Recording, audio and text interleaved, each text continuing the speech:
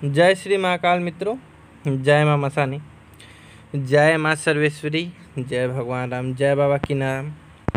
सभी धर्म के आमिलों को, साधकों को मैं अपने दिल से स्वागत करता हूँ। आज अपने तंत्र मंत्र के ज्ञान YouTube के चैनल शमशानी अघोर विद्या पे स्वागत करता हूँ आप सभी का।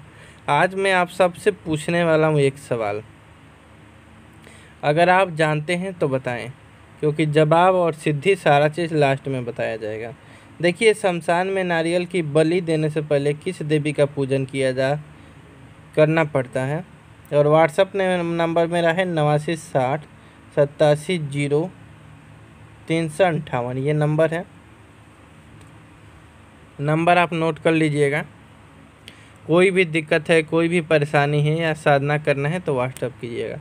दिक्कत परेशानी का निःशुल्क समाधान बताया जाता है, लेकिन साधना का जो शुल्क है वो तो आपको देना पड़ेगा। मित्रों देखिए, आपको मैं एक बात बताता हूँ। सबसे पहले जो रजन था, चलिए जाने दीजिए, नाम आ गया तो बताता हूँ। जो रजन था मेरा एक शिष्य था और उसको मैंने बहुत सारा साधना सिखा रखा था। एक दिन वह क्या काम करता है, रजन की एक लड़के के साथ शमशान घाट जाता है पूजन करने के लिए। किसी बात को लेकर के वो परेशान था, किसी साधना को लेकर के परेशान था। उस साधना को पूर्ण करने के लिए शमशान घाट में जाकर के मसान को भोग दे करके घटवार और तमाम तरह की शमशानी शक्तियों को, और वहाँ पे नारियल तोड़ देता है। नारियल तोड़ने के बाद साधना में बैठता है और साधना में उसकी इतनी विघ्न बाधाएं आती है तो उसको लगा कि वो पागल हो गया तुरंत। वहाँ पर मेंटली तौर पे उसको दिमाग में कुछ समझ नहीं आ रहा था। फिर कुछ देर बाद सही हुआ, सारे देवी देवताओं का स्मरण किया तो दूसरे दिन वही हाल, तीसरे दिन वही हाल। साधना थी 11 दिन की, अगर 11 दिन निकलता तो पक्का वहीं ब्रेन के नस फट जाती, क्योंकि गलती था। जो भी था सो था, वो अलग बात था। तो ये समस्या बनी गई उसको। उसने सोचा कि गुरुजी से बात करना ही पड़ेगा। उसके साथ में जो 2 लड़के थे, जिसमें से एक लड़का और इसके साथ नारियल तोड़ दिया था, उसको समस्या थी। लेकिन तीसरा जो था ना,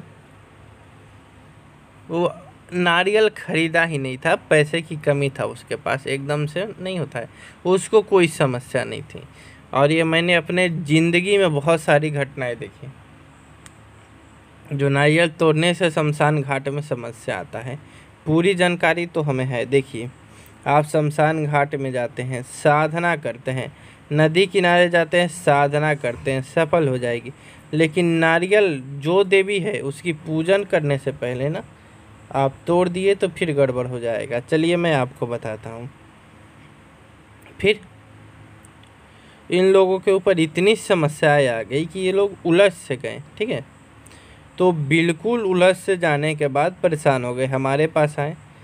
तो बिल्कुल हमने ध्यान दिया, माता आदिशक्ति, जगत जननी, दुर्गा, काली, परमेश्वरी, तमाम नामों से जानने वाली महामाया को हमने ध्यान किया।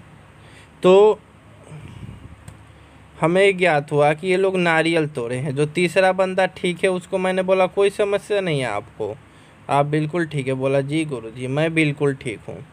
मैं बोला आप सबको मेंटली समस्या आ रही है, जाने पे लग रहा है कि पागल हो जाऊंगा, कूदूं फानूं, कपड़े खोल कर फेंक दूँ, ये सारी समस्या आ रही है और आपने नारियल तोड़ रखा है। वो लोग बोले बिल्कुल गुरुजी बिल्कुल ये बात है। तो देखिए, शमशान घाट में कोई भी साधना करने से पहले, किसी भी देवी को नारियल देने से पहले आपको 2 नारियल ले जाना होगा।